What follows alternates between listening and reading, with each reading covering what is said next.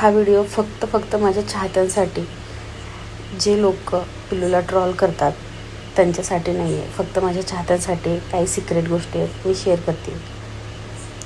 माझं लग्न खूप कमी वयात झालेलं आहे. तेव्हा बालविवाहच होत होते. 13.5 वर्षाची होते मी तेव्हा माझं लग्न झालं आहे. तर मला आता मोठी मुलगी आहे आणि त्यानंतरनं दुसरी मुलगी आहे 8-9 वर्षाची. मोठी मुलगी माझी 15 वर्षाची आहे.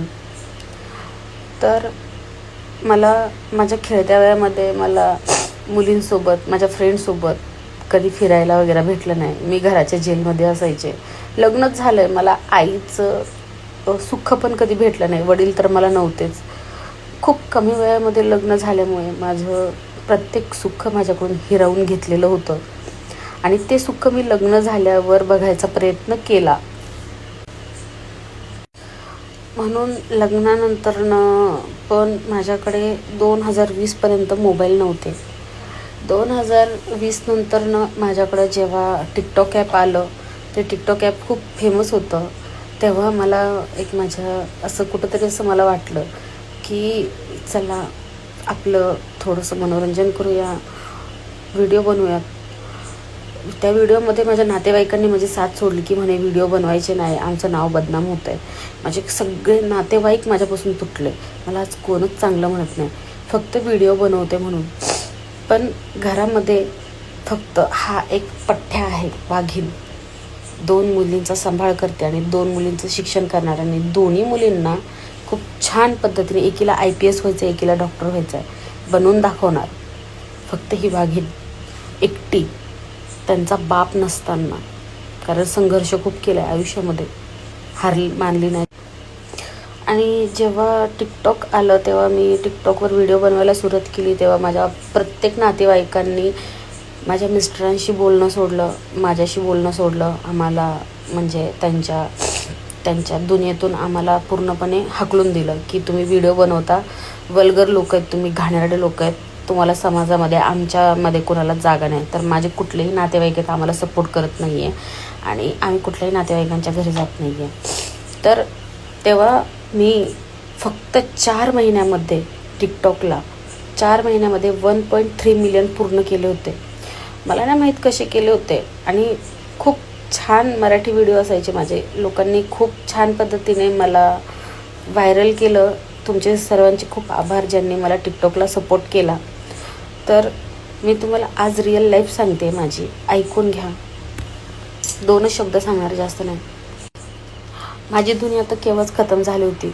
जेव्हा माझं लग्न झालं ना 13.5 वर्षाची असताना मी, तर तेव्हाच माझी दुनिया, माझं लाईफ, माझं करिअर बरबाद झालं होतं. मला वाटलं नव्हतं की माझ्या लाईफमध्ये इथून पुढचा प्रवास खूप खराब असणार आहे. आईने लग्न केलं, वडील नव्हते म्हणून काही गोष्टी झाल्या.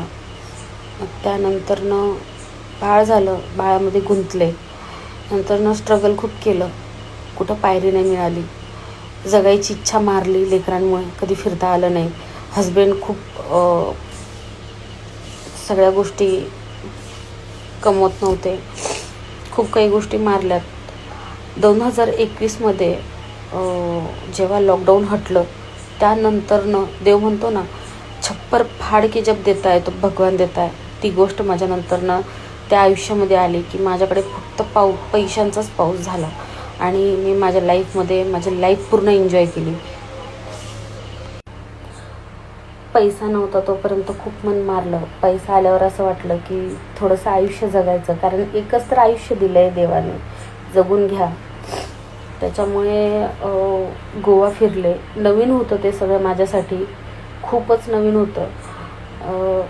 डान्स जमत नव्हते मला, तरी पण डान्सर होण्याचा प्रयत्न केला. खरंच जमत नव्हतं मला डान्स वगैरे काही. मी प्रॉपर हाऊसवाईफ होते, पण मला डान्सिंग क्षेत्र पहिल्यापासून खूप आवडत होतं.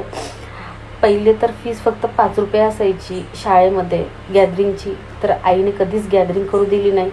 म्हणून स्टेजवर परफॉर्मन्स करायची खूप हौस होती, म्हणून लावणी क्षेत्र निवडलं. आणि लावणीमध्ये मला भरभरून सगळ्यांचं प्रेम मिळालं आणि आज लावणीसाठी लोक माझी 2-2 लाखाची बुकिंग करताय. हे मला खरंच खूप छान वाटतंय आणि तुम्ही मला सपोर्ट केल्यामुळे आज मी इथपर्यंत आहे.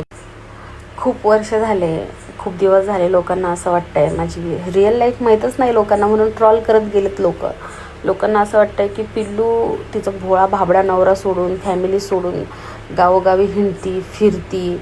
माझ्या इव्हेंट्समुळे जाते मी, इव्हेंट्स असतात माझे त्याच्यामुळे फिरते मी.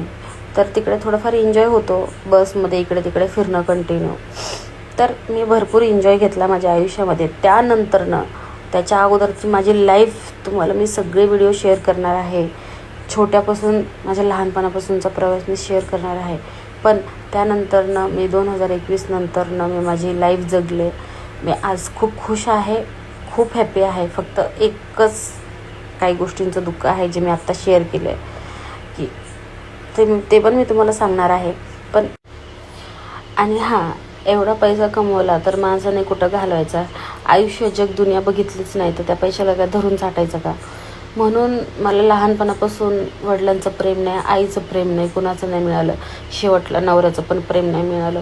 म्हणून मी माझी लाईफ जगून घेतली आणि जगते मी माझी लाईफ. तर सगळ्या गोष्टी नाही शोभत तिला. एकच तर लाईफ आहे, कुठं फेडणार आहे? उद्या ॲक्सिडेंट झाला की माणूस मेला, विषय संपला. आणि मी जे लाईफ लहानपणापासून नाही जगले ते मला माझ्या मुलींना पूर्ण लाईफ द्यायची आहे. त्यांना हॅप्पी बघायचं आहे.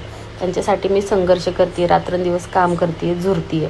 काही लोक माझ्यावर खूप जळतात, माणसं पण जळतात, ऑर्केस्ट्रावाले तर खूप जळतात.